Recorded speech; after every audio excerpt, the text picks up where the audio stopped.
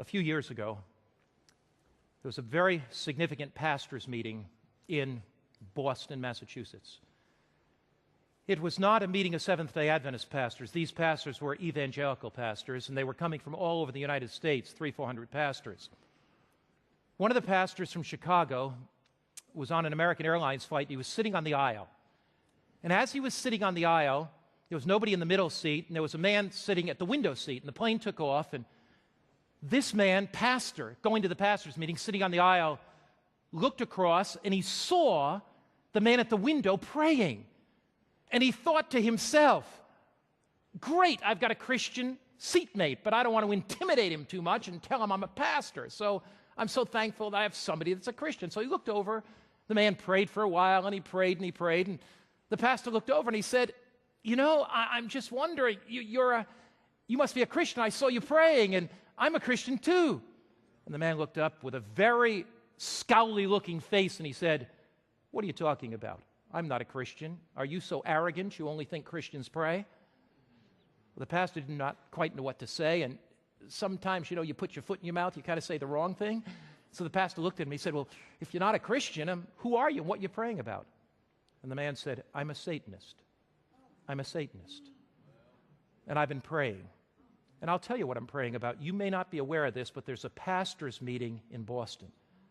And the pastor said his heart began to beat, the hair on his head stood up, and the hair on his back of his neck stood up, and he said, there's a pastor's meeting in Boston.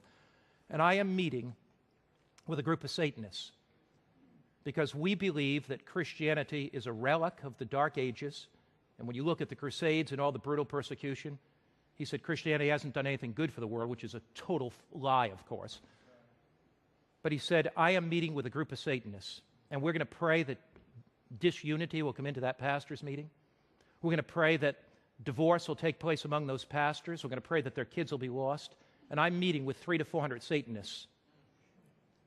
If you are not praying for your pastor, the Satanists may be praying against your pastor. If you're not praying for your city, the Satanists may be praying against it. I was going to Melbourne, Australia to hold an evangelistic meeting. I met with a group of Adventist pastors, and I told them this story.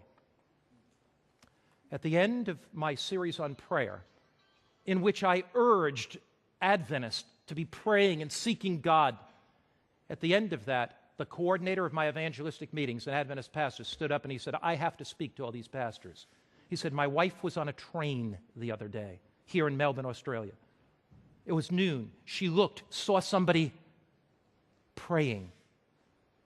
And she said, oh, you must be a Christian. She said, the lady looked up and said, I'm not a Christian at all. At 12 o'clock, every day in Melbourne, the Satanists covenant to meet together to pray that Satan will have victory in this city. My brother, my sister, do you know Jesus Christ? Are you on your knees praying every single day? Maybe you've turned into this broadcast and you're looking for something deeper in your own spiritual life. Maybe you have had a superficial Christian experience. Maybe you've been apathetic. God is speaking to you. He's calling you to set aside a time to pray. He's calling you to set aside a place to pray. He's calling you to pour your heart out to God. The weapons of our warfare are not carnal. They are spiritual. There is a battle between Christ and Satan, a battle between good and evil.